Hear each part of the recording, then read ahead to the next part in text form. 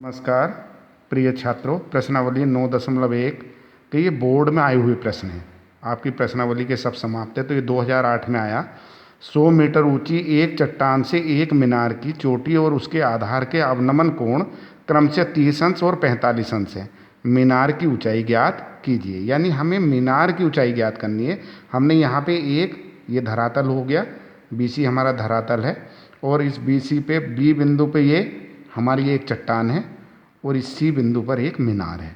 अब उसने ये कहा है कि चट्टान की चोटी पर कोई व्यक्ति है। यहाँ से जब वो मीनार के शिखर को देखता है तो उसका अवनमन कोण 30 अंश का है।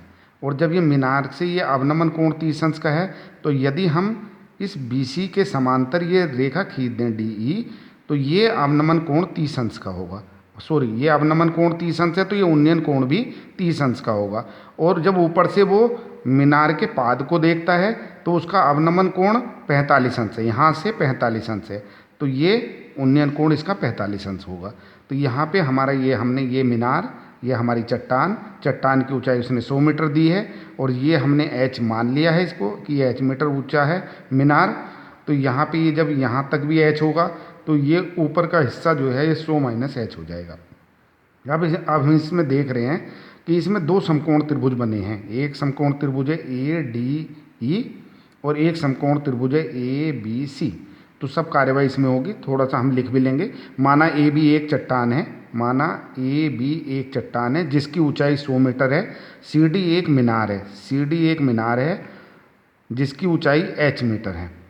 CB समांतर DE, CB के समांतर हमने यहाँ पे एक DE खींच ली जिससे हमारा ये समकोण त्रिभुज बन जाए। और कोण ADE ये 30 अंश का है। कोण ACB ये 45 अंश का है। ये ऊपर अवनमन कोण मैंने यहाँ शो नहीं किए। अब सीधे आ जाओ समकोण त्रिभुज ABC में। ABC इस समकोण त्रिभुज में हम आ गए। ये हमारा समकोण त्रिभुज, हमने लंब, इसका लंब हुआ AB, आधार हुआ BC, हमने AB बटे BC और लाल बटे कक्का से लंब बटे आधार होता है tan।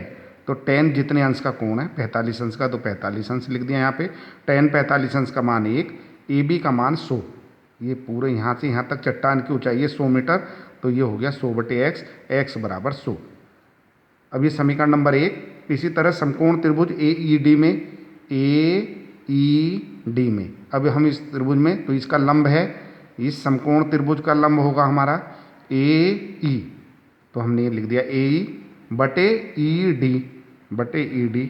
अब ये भी लंब बटे आधार tan, जितने अंश का कोण बना है 30 अंश का कोण बना है।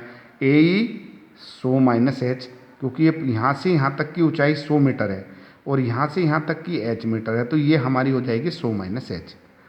तो ये 100 - H हो गई।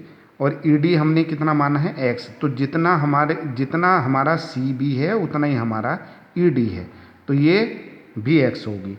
तो यहाँ पे हम अब क्रॉस मल्टीप्लिकेशन करेंगे तो x का गुणा इधर को हो गया और √3 का गुणा इधर को कर दिया हमने। तो 100 - H में ये समीकरण नंबर 2। समीकरण नंबर 1 व समीकरण नंबर 2 से, तो ये जो x का मान है हमने यहाँ पे लिख दिया 100 बराबर 100 √3 माइनस √3h। तो ये अब √3h को हम इधर ले आए, ये माइनस का था प्लस का हो गया, और ये 100 को हम इधर ले आए, ये माइनस का हो गया। अब हमने यहाँ पे इसको लिख लिया। अब नीचे ये H बराबर, ये बटे में आ गया √3, पूरे के बटे में आ गया। हमने इसका परिमेयकरण कर दिया। हालांकि ऊंचाई हमारी यहीं पे आ गई, लेकिन हम परिमेयकरण कर रहे हैं तो √3 से ऊपर नीचे गुणा कर दिया। जब √3 से यहाँ गुणा करोगे तो 3 आ जाएगा। √3 गुणा √3 यानी 3 बन जाएगा। 3 की 100 से गुणा करोगे 300। ऐसे 100 का √3 से गुणा करेंगे 100 √3, √3 की √3 से गुणा करेंगे 3। और क्योंकि 3 कैसे आता है, जैसे 3 की 3 से गुणा करोगे 9, वो वर्गमूल 9 होगा, वर्गमूल 9 का वर्गमूल 3। अब यहाँ पे ये हो गया 300 - 100, √3 का मान है 1.732। अब जब हम इसे 100 से 1.732 को गुणा करेंगे तो 173.2 आ जाएगा। 300 में से 173.2 को हम घटा देंगे तो 126.8 आएगा बटे में 3। अब जब 3 से इसको भाग किया तो यह आया 42.266 मीटर। अतः मीनार की ऊंचाई 42 ये हमने 6 से 2 अंकों तक लिखा दशमलव के बाद। तो अगर यहाँ 5 से ज़्यादा अंक आए या 5 आए तो एक अंक यहाँ को बढ़ा देते हैं, 6 की जगह हमने 7 लिख दिया। 42.27, क्योंकि ये भाग आगे कुछ लगातार जा रही थी। अब उसने हमसे मीनार की ऊंचाई पूछी है, तो मीनार की ऊंचाई हमने निकाल दी। अगर वो कहता हमसे प्रश्न में कि मीनार और चट्टान के बीच की दूरी ज्ञात कीजिए, तो देखो यहाँ पे उत्तर निकला हुआ था ये 100, तो ये उत्तर हो जाता। तो ये हमारा प्रश्न पूरा हुआ। धन्यवाद।